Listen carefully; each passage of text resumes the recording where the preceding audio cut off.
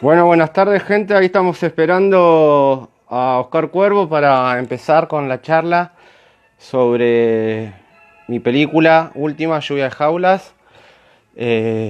Gracias por estar. Eh, Espero me estén escuchando bien. Si me pudieran decir eso.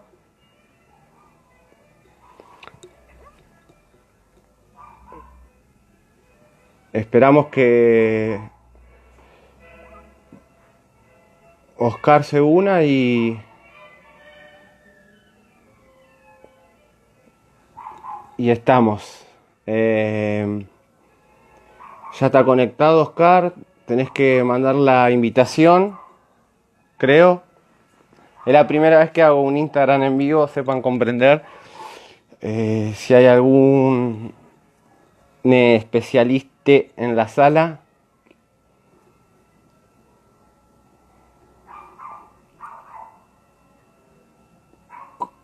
¿Cómo hacemos? Ahí va.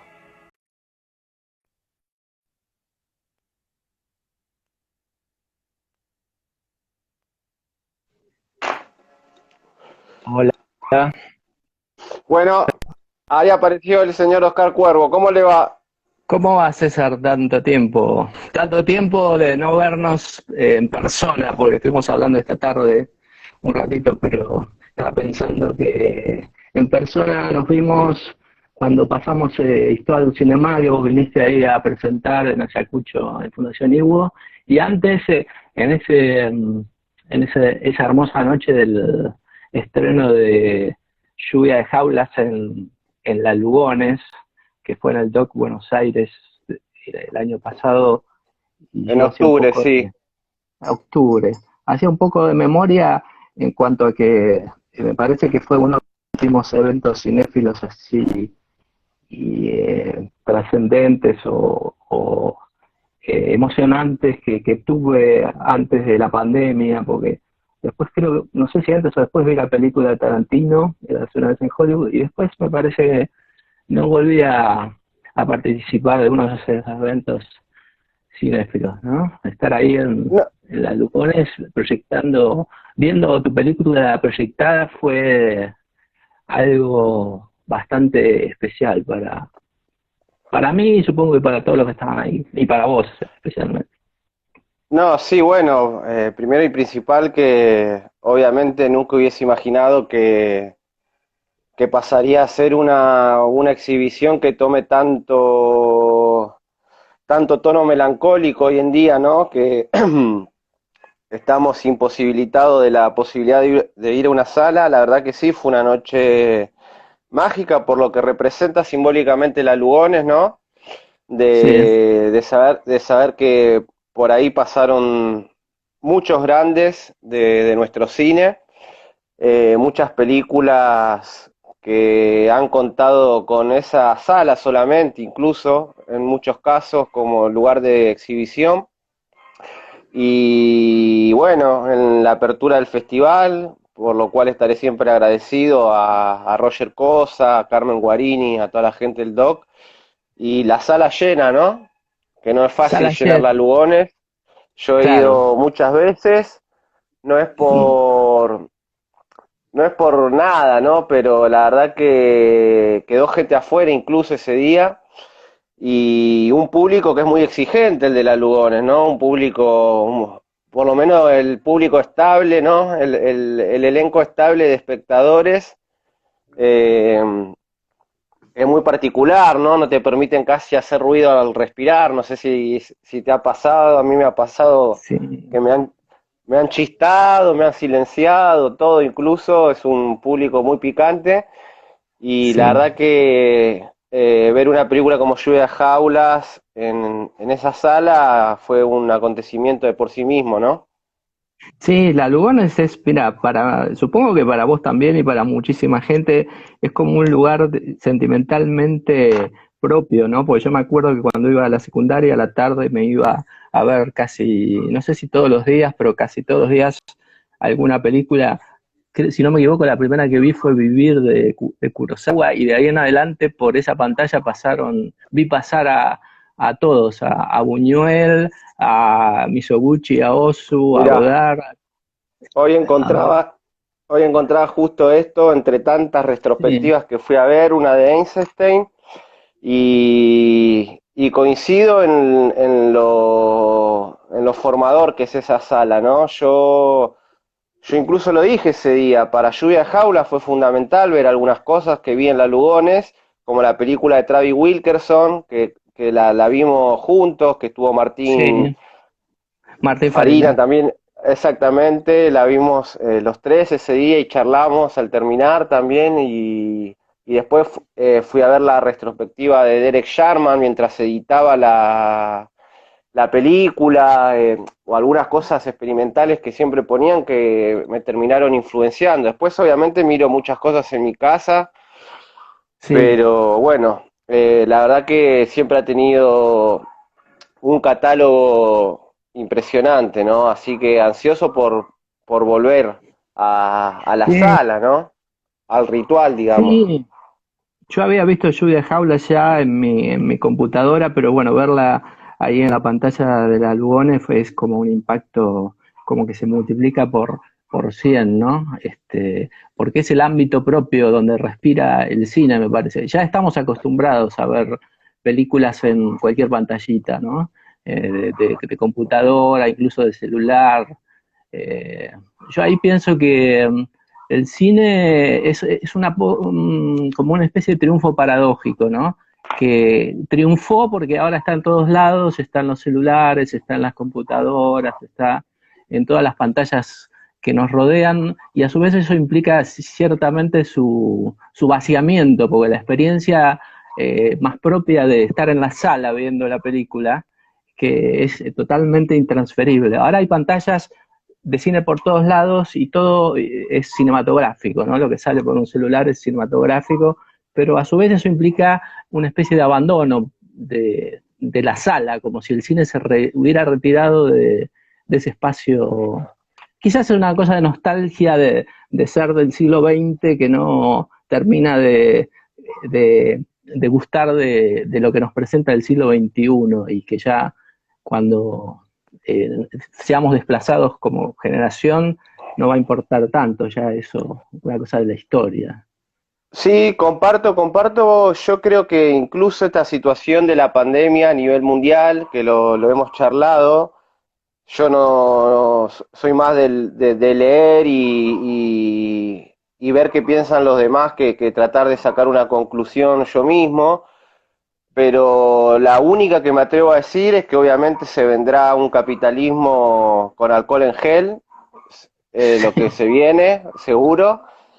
Sí, Y segundo para mí, estos meses de confinamiento han demostrado una derrota de lo digital frente a ajá, lo analógico o frente a lo arcaico. O sea, eh, no veo que las grandes masas o las grandes mayorías de la sociedad estén felices de estar encerradas en su casa. O sea, entonces, como que vino también a reafirmar que la humanidad no, todavía la utopía del transhumanismo, ¿no? Que aparece en una serie como Years and Years, la serie británica, así que es media distópica, que toca el tema del transhumanismo, decir gente que se va transformando en datos directamente, ¿no? El ser ujú, humano transformándose en datos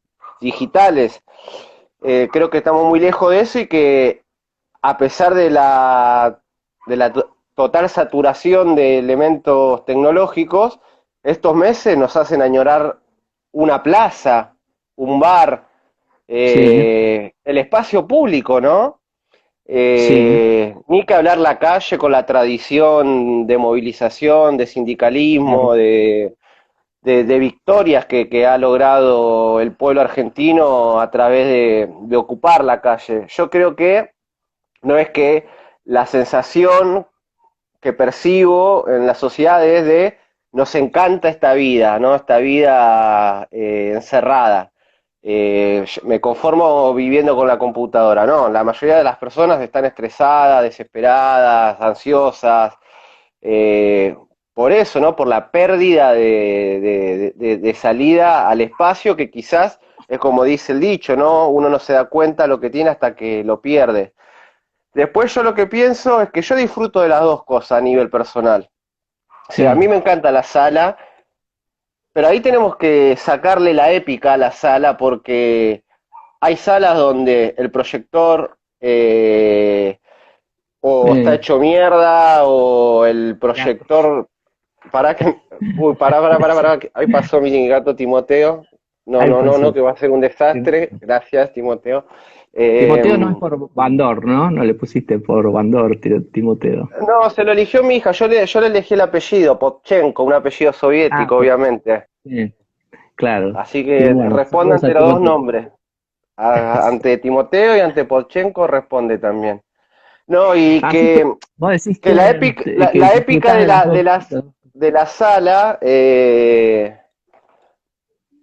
es como relativa, ¿no? Depende de qué sala, o sea, no sé, tenés una Sí, sala como la del Malva que proyecta fílmico y se ve fantástico, tenés una sala como la del Lugone que se ve fantástico, y después depende del proyectorista, depende si el proyectorista lo fueron formando para lo digital, ¿no? Eh, sí. eso Sí, pasa. están las bueno, ya digamos que ya no se hay prácticamente, salvo en el Malva, donde Fernando Martín Peña es como un irreductible del celuloide, casi no hay proyectores en celuloide en las salas porteñas al menos. Y los proyectoristas siempre son como también una contingencia aparte, porque a veces en la Lugones hemos escuchado eh, que estaban escuchando partidos mientras proyectaban y bueno, había que salir afuera a decirle que bajen esas No, cosas que también forman parte parte de la bueno, religión, ¿no? pero capaz si era un mundial, viste, que tipo Beatriz Arlo, que dice que cuando hay mundial se va a la Lugones Claro, sí. o al Malva. Sí, no sé si era un mundial, pero claro, es la actitud de Beatriz Arlo, de que ella va al museo en la final del mundial, no, dejémosla de lado. Sí, Pero sí, sí, viste, sí, sí. siempre los proyectores también forman parte de ese encanto de, incluso cuando se equivocan de formato de pantalla o cuando desenfocan. Bueno, todas esas cosas que también es algo de la mística del viejo cine del siglo XX, ¿no? Godard decía, Eh, el cine es un asunto del siglo XIX que se resolvió en el siglo XX, en las y historias.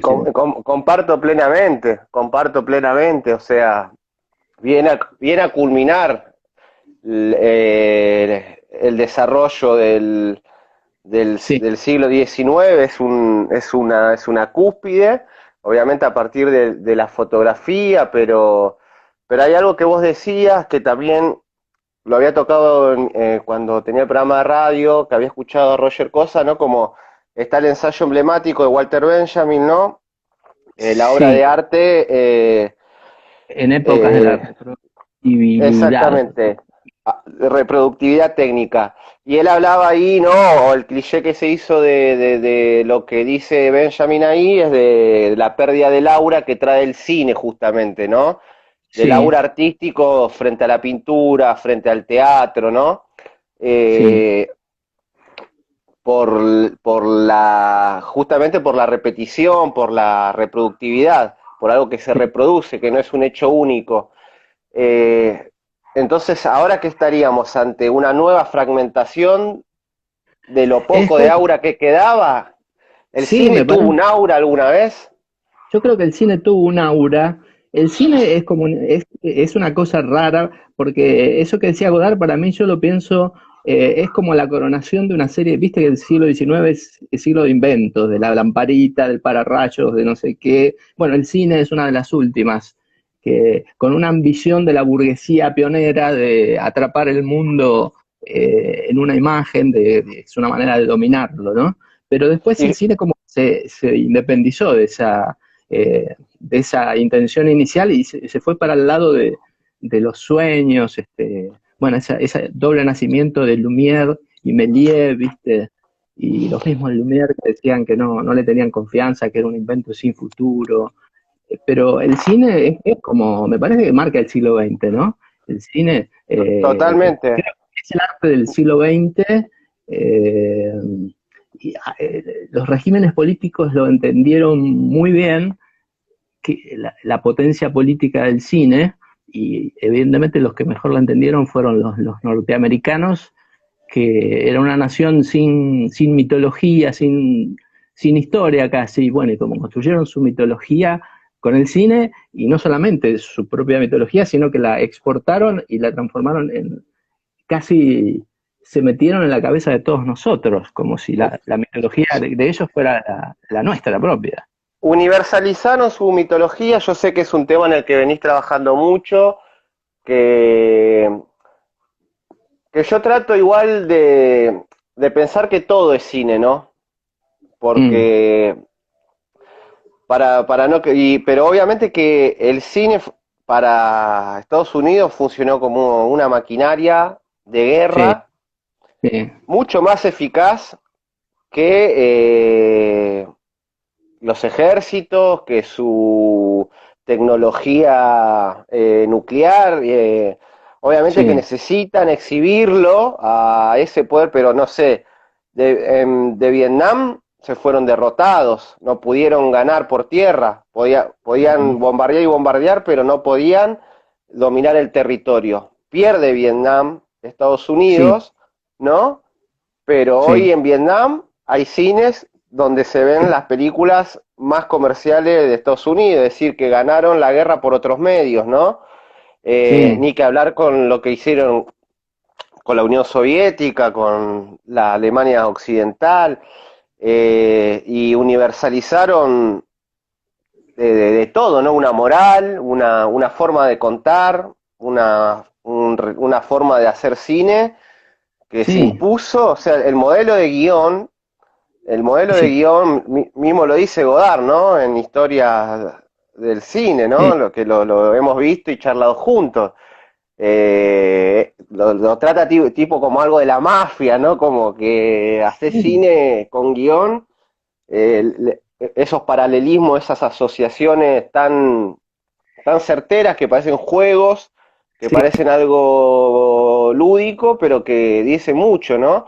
Godard ve ese paralelismo, ¿no? La sí, imposición del guión y después tener que retratar lo que dice el guión sí o sí, ¿no? Eso no hay que olvidar que nace también en Estados Unidos y se sí, universaliza y coloniza, ¿no? sí, su Aunque eras una narrativa. vez en Hollywood, a vos te gustó mucho. A mí me encantó Tarantino, pero eso es como un disidente también de esa tradición. Es un tipo que es de la tradición y pelea contra ella, eso me gusta de él, ¿no? O sea, que nosotros reconozcamos que el cine norteamericano es una máquina bélica en sentido literal, porque lo es. Ellos muchas veces preparan las invasiones y los desembarcos bélicos propiamente dichos con películas que demonizan a un pueblo, a una cultura, al Islam, al comunismo, etcétera, ¿no? A los latinos, lo que ellos hacen aparecer como el peligro, el mal, primero es preparado por cientos de películas, y ellos creo que son muy claros en que el cine es una cosa política, hasta, digamos, los más mainstream como Spielberg o como Clint Eastwood o como los nombres más célebres, en todas sus películas vos ves que ellos están planteando una posición política explícita todo el tiempo, y eso es una cosa que a mí me llama la atención porque la crítica de acá, ¿no? La que leemos acá, como que le esquiva el bulto a eso, es que cuando hablan sobre Eastwood o cuando hablan sobre Spielberg, viste, es como que le separan esa posición política tan clara que ellos tienen. Y parece que debieran hablar de los aspectos técnicos abstractos y no hacerse cargo. Entonces se comenta a Eastwood o a Spielberg como cineastas de la acción o de la épica o de no sé qué, y no se los lee políticamente. Eso a mí me llama, es como una pacatería no sé si es de la cinefilia argentina o de la cinefilia francesa que se impone o no sé, la verdad, yo lo leo en los críticos de acá, no sé si es algo No, universal. no, sí, yo comparto porque uno si quiere lo puede analizar de reverso, ¿no? En el reverso de la cuestión, es decir, eh, ¿qué pasa cuando analizan películas de otro país, cuando analizan películas incluso de acá, ya que estamos hablando en términos locales? Ahí sí, si hay algo social, lo ven como, si hay algo político, lo ven como un problema que genera una deficiencia en lo formal, en lo artístico, como que le quita mérito eh, artístico, pero no así cuando, como si fuera nada bueno, a eso no hay que prestarle atención, como que hay una segunda capa, tercera capa, que, que nosotros espectadores tenemos que descubrir, si no seríamos muy vagos, cuando en realidad no hay segunda capa ni tercera capa, es lo que se ve, la primera. Es la primera, claro, sí.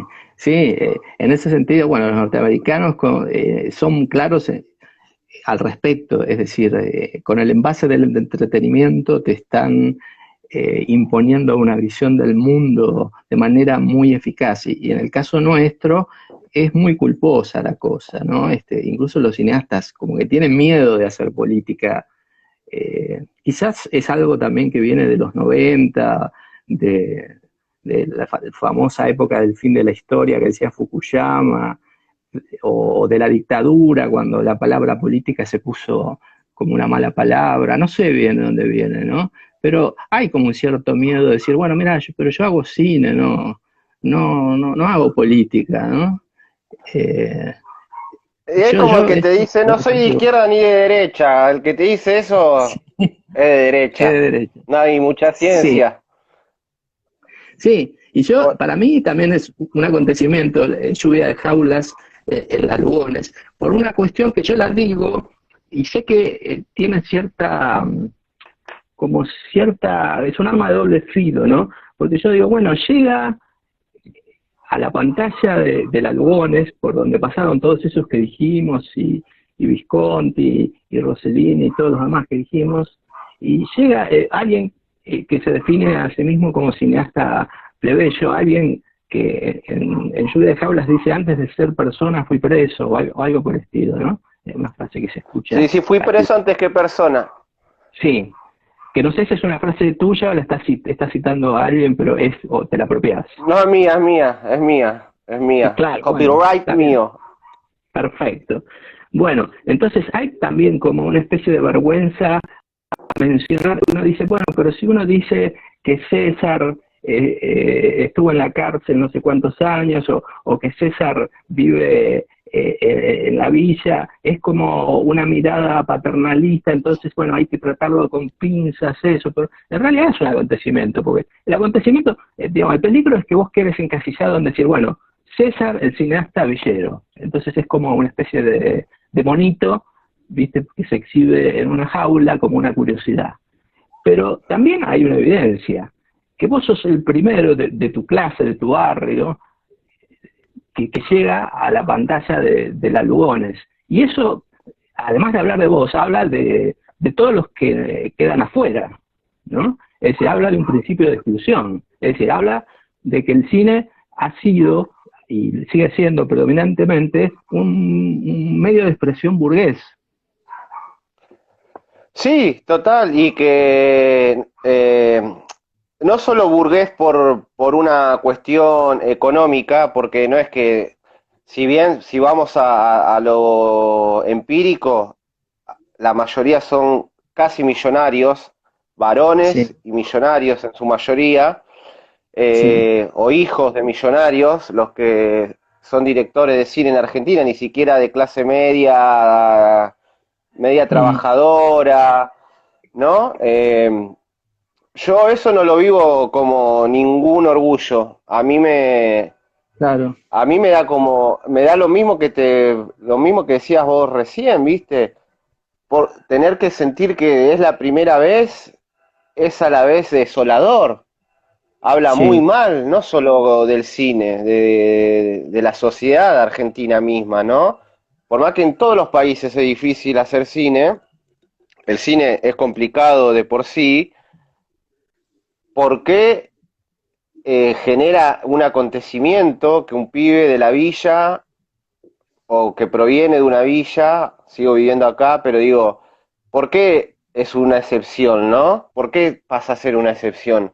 Y, y ahí donde todo ven un tono como de, para celebrar de forma simpática, para mí es para, como vos muy bien estás marcando, con una seriedad, decir, che, eh, miren que en Argentina se hace cine de los primeros países donde llegó un cinematógrafo, fuera de sí, Francia. Es de los sí, primeros sí, es países verdad. fuera de Francia donde llegó un Sí, cinematógrafo. Y sí, así todo, ¿entendés? Siempre, o sea, a mí me hubiese encantado tener una tradición atrás de uno, dos, tres realizadores, ¿me entendés? Que seguramente claro. los hubo y quizás no hubo difusión. Y aparte yo hablo de una Sí, tradición bien concreta porque quizás puede haber de origen indígena, de mm,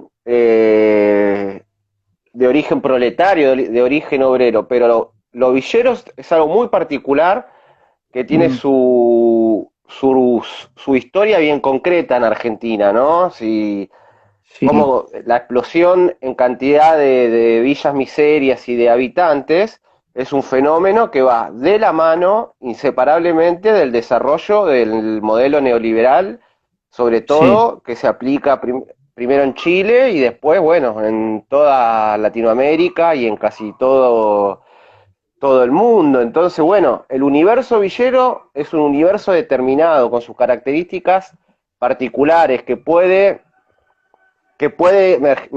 mezclarse con la herencia de pueblos originarios, porque hay una gran presencia, incluso en mis propias raíces, pero es decir, la villeritud, retomando a Fanon que hablaba de la negritud, ¿no? La sí. villeritud en el cine fue siempre objeto, ¿no? Fue siempre Sí, objeto, eso está claro. Después podemos analizar cada cual tal película, pero fue siempre objeto, ¿no? Fue sí, siempre destino, fue siempre una posición receptora, ¿no?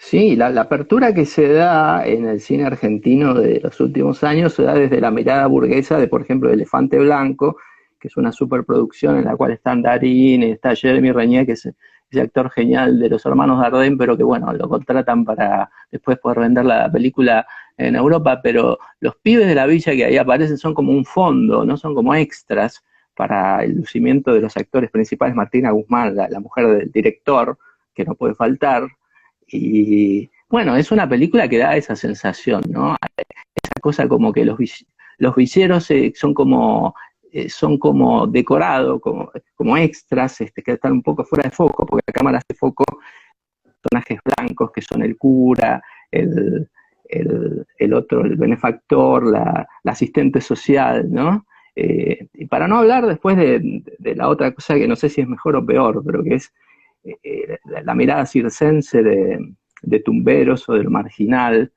¿no? Donde se asocia lo, lo carcelario también, no solo lo villero, ¿no? Como una especie de espectáculo para los burgueses que a la noche prenden para ver condensados ahí en la pantalla todos los vicios y todas las perversiones y las cosas que el burgués en su vida cotidiana hacer lo que le gustaría quizá y que después las proyecta ahí en ese mundo, en ese mundo salvaje, como bueno, es la civilización o barbarie, ¿no? De Sarmiento, es como que esa barbarie se transforma en un espectáculo circense en la televisión argentina a partir de Tumberos, creo yo, y después el Marginal es como una continuación de eso. Sí, yo bueno, yo me cuido de no dar nombres puntuales porque también es una industria Claro, eh, que no te perdona, ¿viste? Entre que somos un país del tercer mundo, hay poco trabajo en el cine, ¿viste?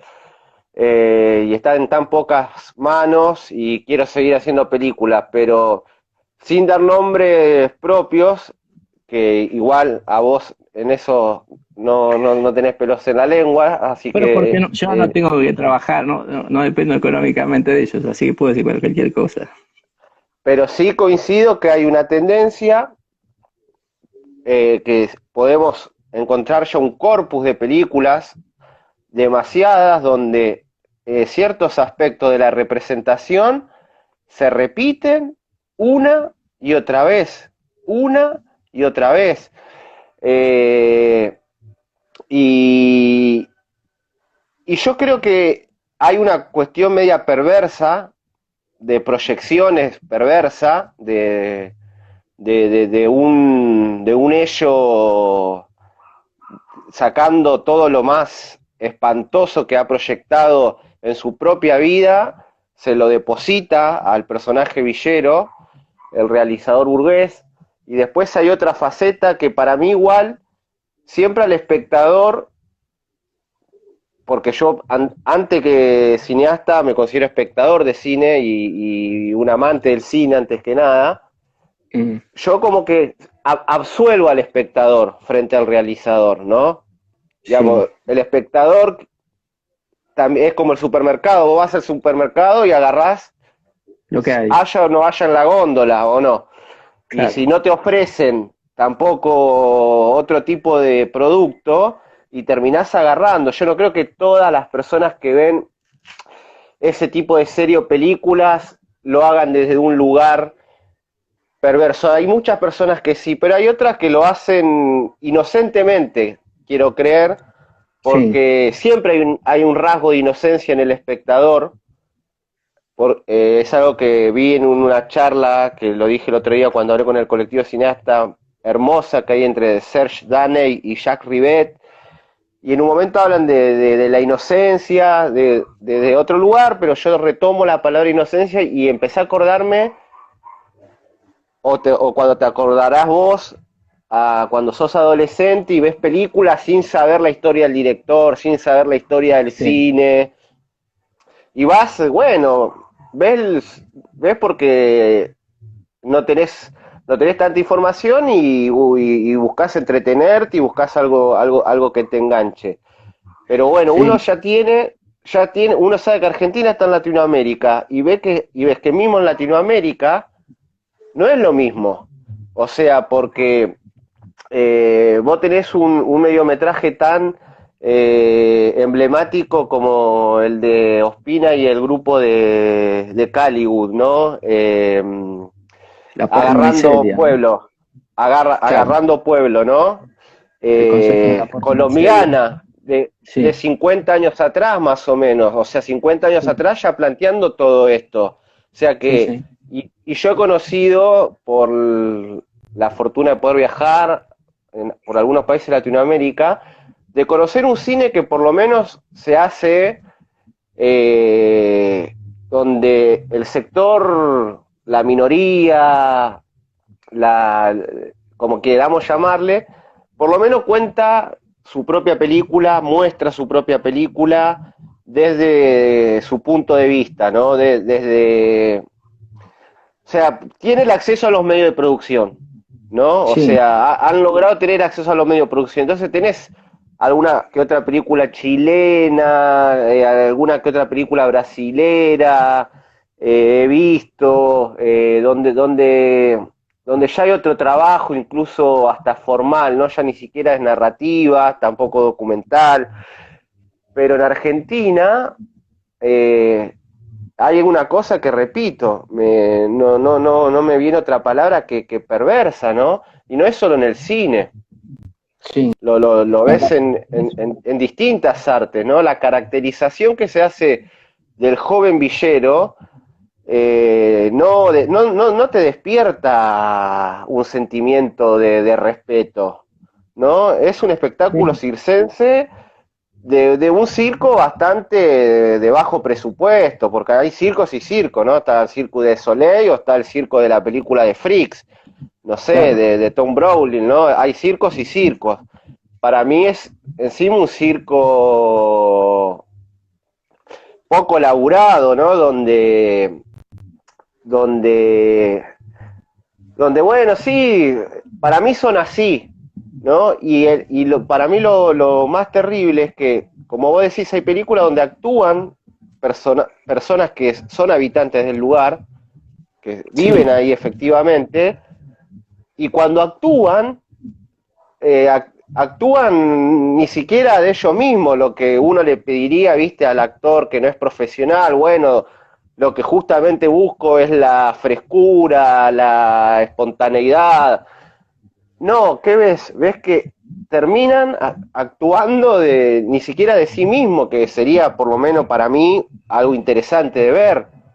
Terminan actuando el prototipo que se para impuso, ¿no? complacer la mirada del espectador que está afuera, ¿no? Del Y, espectador burgués, y como con mucha porque el poder, obediencia, ¿no? Con y porque el poder obediencia. se siente, porque el poder se ejerce, porque vos sentís en el rodaje que no ni opino acá porque bueno, voy a aparecer en una película, yo aparte eh, hay todo un aparato desde la escuela que te hace sentir inferior por ser pobre, ¿no? Ujú. Intelectualmente, Sí, no, cognitivamente. Vos sos el que no sabe. Vos tenés que y agradecer al que te trae el saber. Nunca está acá el saber. El saber viene del punto A y nosotros somos el punto B. La trayectoria siempre del punto A al punto B. sí, Entonces veo la eso, televisión ¿viste? es terrible, es como una escuela, la televisión es como una escuela terrible. Hace punta a un programa que viene ya también, creo, o antes, que es Policías en Acción, que vos incluso en Lluvia de Jaulas usás algunas imágenes que son tomadas de una página de la policía, ¿no? Que ese es el punto de vista de la policía, que entra a la villa y que así como va armada, lleva la cámara. Entonces esa mirada es la mirada del policía, que primero sobrevuela el territorio con una especie de dron o algo por Es el un dron, estilo. sí, sí. Y Claro, después con una GoPro en el casco. claro, que está buscando al delincuente, ¿no? Así entre comillas. Y después se mete entre las callejuelas y se mete adentro de las casas para agarrar al pibe, ¿no? Que siempre es un chorro y bueno, eso te digo que educa a las masas de una manera tremenda porque nos convence a los que no vivimos en la villa de que ese es un lugar peligroso que está lleno de delincuentes y que están esperando para matarnos a nosotros.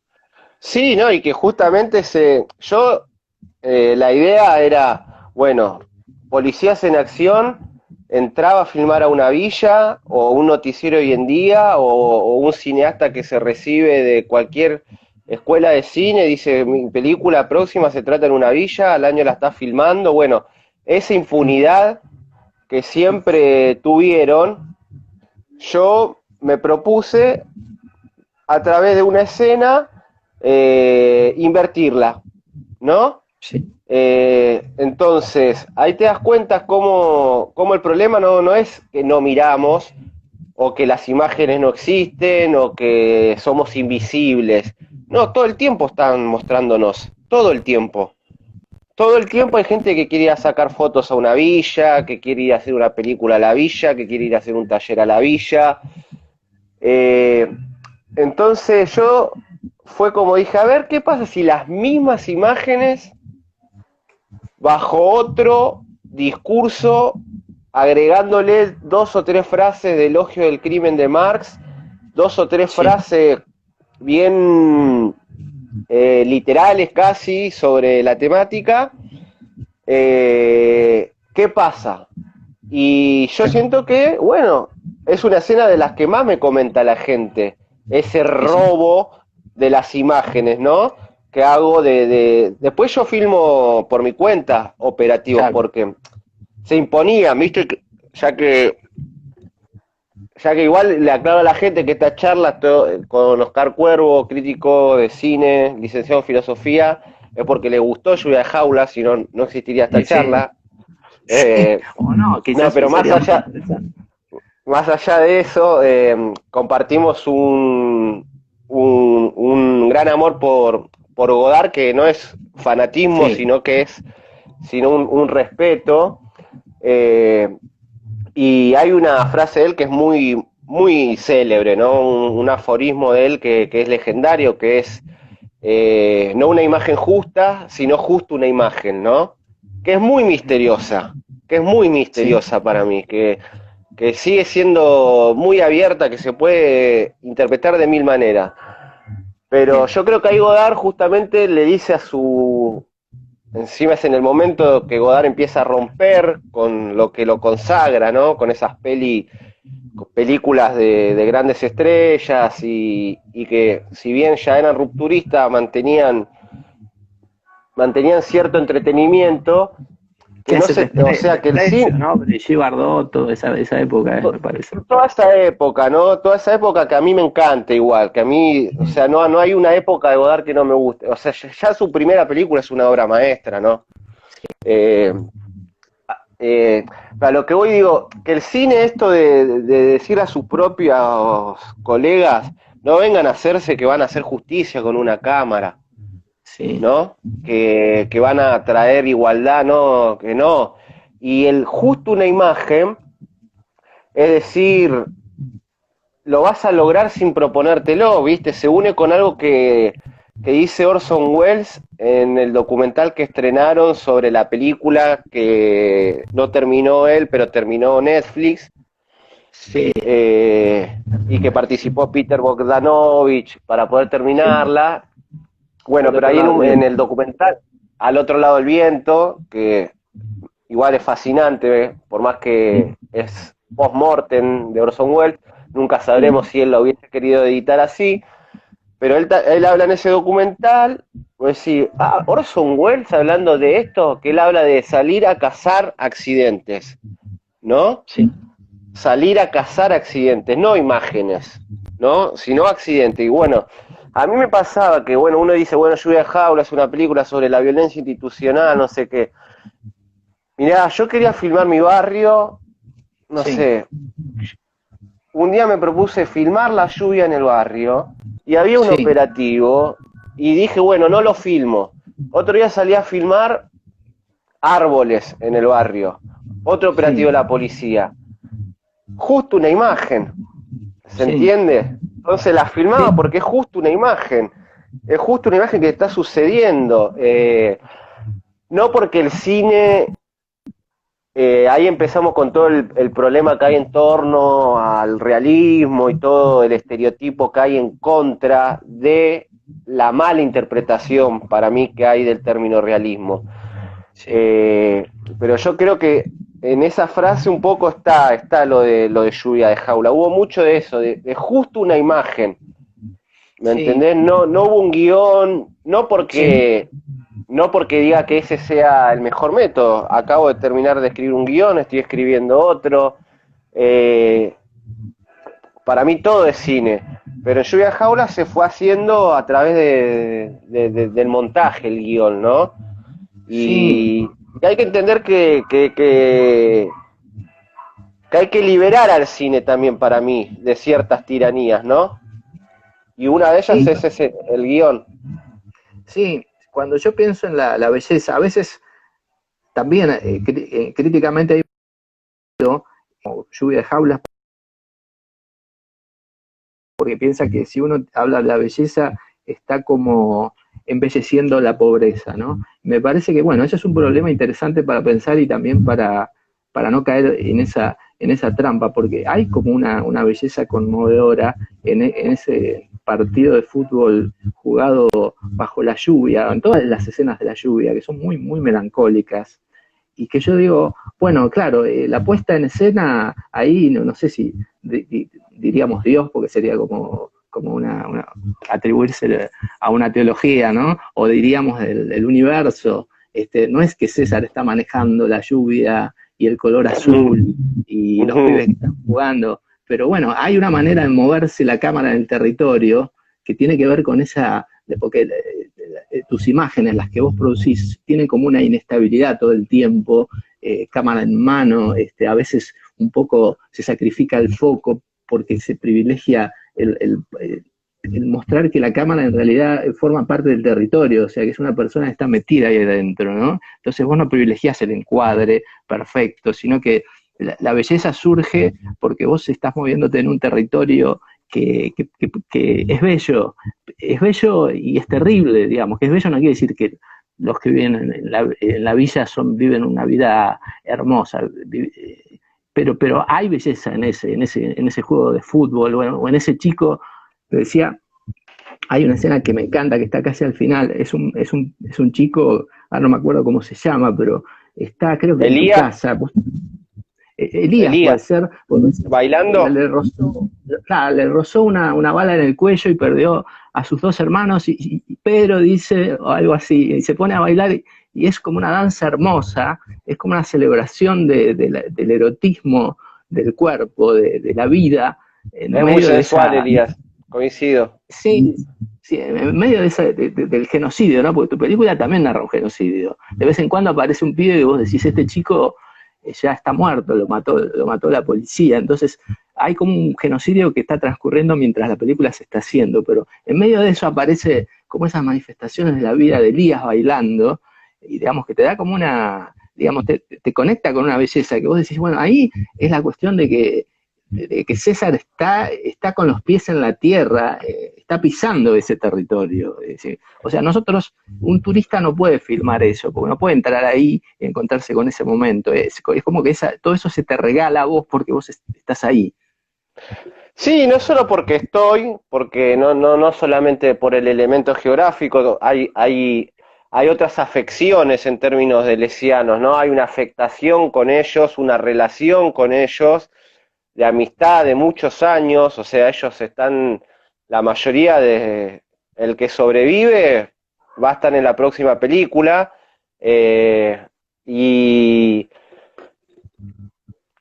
y yo lo pongo en la sinopsis, ¿no? Viste, flores que crecen amputadas, pero Sí, son sí. flores que crecen y fue algo que siempre tuve de mi primera película, que a mí me gusta, ¿no? Como que he recibido como que una gran celebración por Lluvia de Jaulas, que para mí también es paradójica, que me hace pensar en algo, digo, se celebra también porque tiene como algo más formal que las anteriores, ¿no?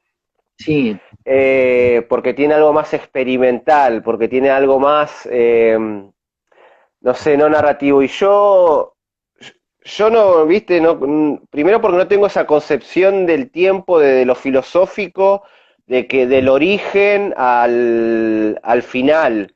Creo que las cosas pueden entrar por el medio, que no siempre se empieza en el cero. Volviendo a Godard, uno más uno puede ser tres. Es decir, se saltea al 2 porque ya hay otra cosa nueva. No, ni siquiera estoy hablando de la dialéctica hegeliana, pero yo digo, ¿por qué Lluvia de Jaula se celebró tanto y las anteriores no?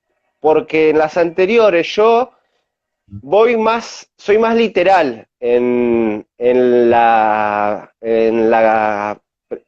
presentación del mundo villero, ¿no? sí, Digamos, soy como más directo, podríamos decirlo, ¿no? Voy como al tema y lo transparento, digamos, roban, mueren, chau, se termina la película y igual desde mi primera película siempre hubo elementos que no son muy comunes de cualquier película, ¿no? Porque es fácil hablar de progreso, ¿viste?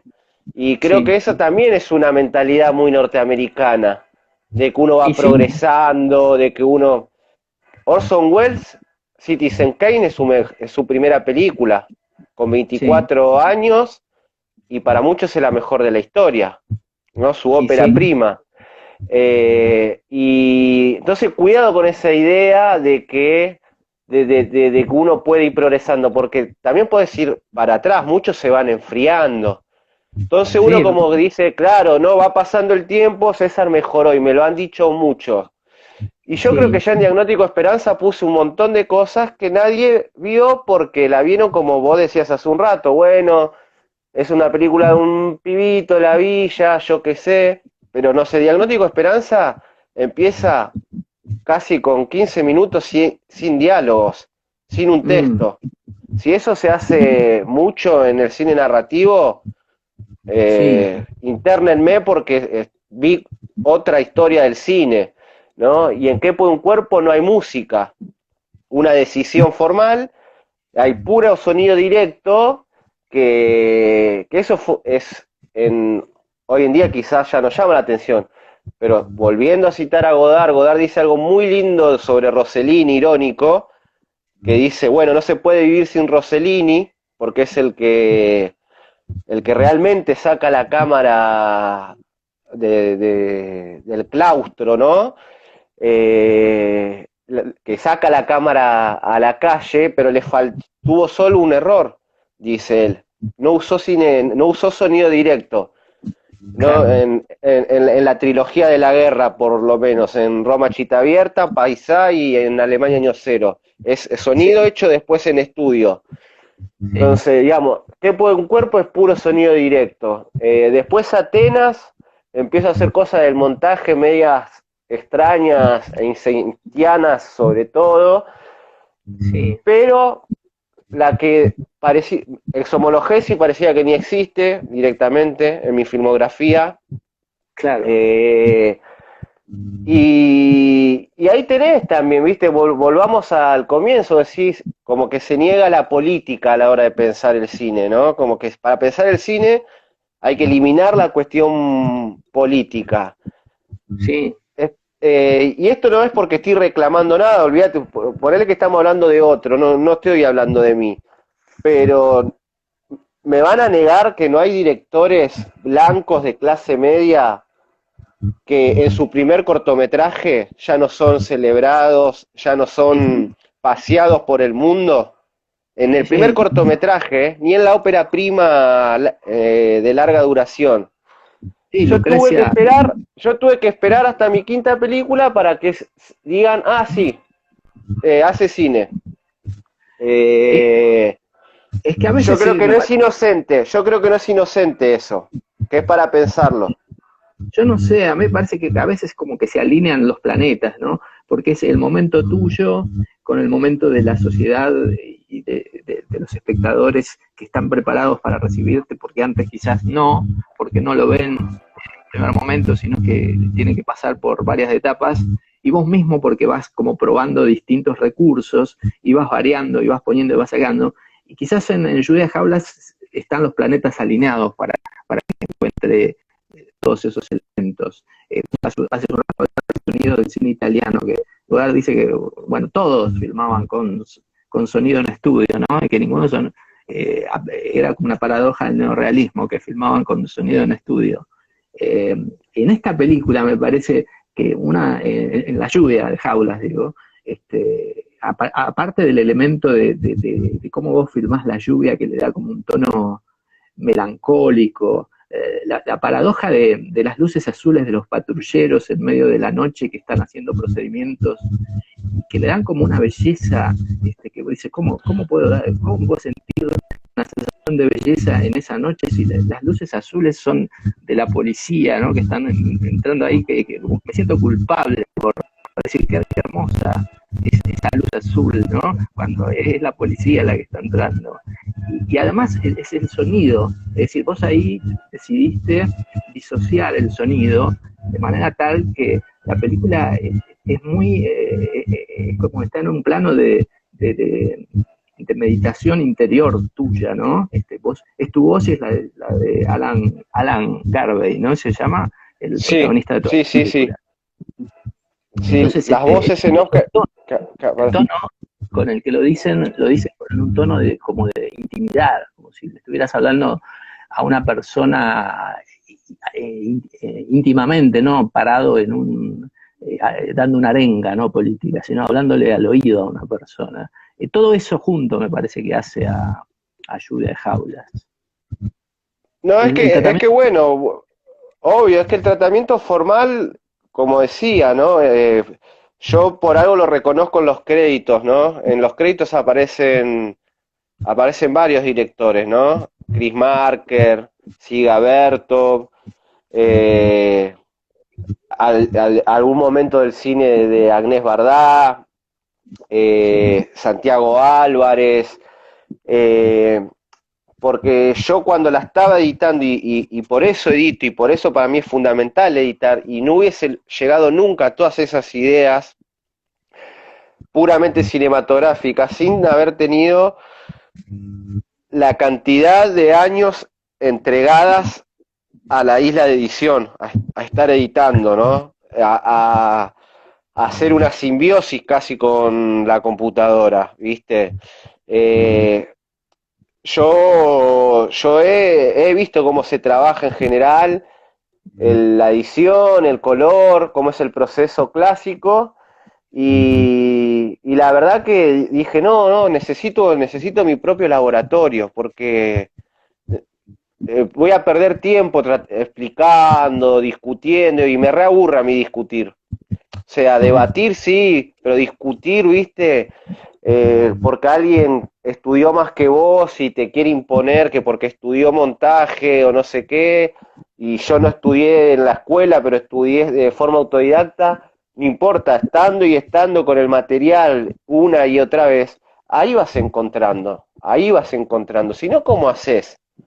No hay Claro, forma, o sea, entonces tuve que aprender todas las facetas de la edición, desde la más básica que es cortar y pegar, es decir, dónde empieza un plano, dónde termina, cuál viene antes, cuál viene después, o sea, lo elemental, sí, ponga, la guita que pongas no termina de ser eso el cine, sí, pero el color, efectos especiales, para conocer porque para querer cambiarlo necesito conocerlo, no se me ocurre, no se me ocurre de otra manera.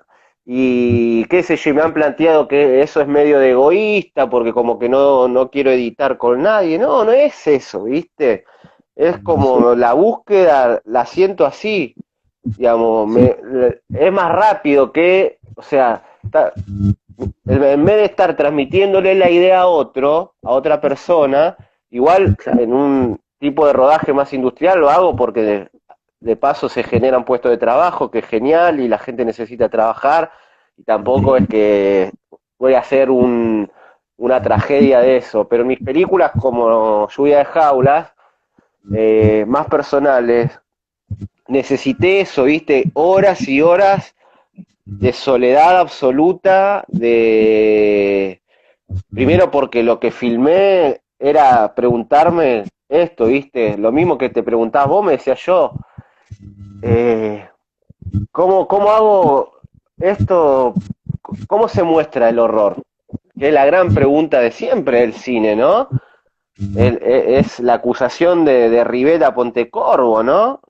Por la ficción, exactamente, por el final de Capo, y vos decís, mirá que Pontecorvo, el de la batalla de Argelia, el de ultracomunista, y Rivel lo destroza por un plano, ¿viste? ¿Por qué? Porque dice que el horror se tiene que filmar con prudencia, ¿no? Y la prudencia me gusta mucho como concepto porque también lo usa Spinoza, que era un tipo muy prudente por lo que se ve, que se dedicaba a pulir lentes, que se rechazó ser profesor en la universidad, que los convulgaron de la comunidad judía. sí, Deleuze habla mucho de la prudencia, y Godard dice que los hermanos Lumière, cuando filman la primera filmación que tenemos, registro, ¿no? sí, También se pusieron, dice Godard, en, en el libro de sus clases que da en Canadá, él habla de eso justamente, ¿no? Que están a una distancia prudente, pero una prudencia del dueño de producción, ¿no? Que puede filmarlos impunemente a los obreros, ¿no? Y vos ves que claro, los obreros y las obreras, muchísimas obreras, como que salen y miran y ¿por qué me filmás? ¿Viste? Y no pueden decir nada porque es tu patrón el que te está filmando. ¿Qué le vas a decir? ¿Que no? Ya empieza así el cine, ¿viste? Si sí, queremos lo filmamos y no se pueden oponer. Escúchame, Oscar, se está por cortar, ahí retomamos, así seguimos con algunos temas más. Dale.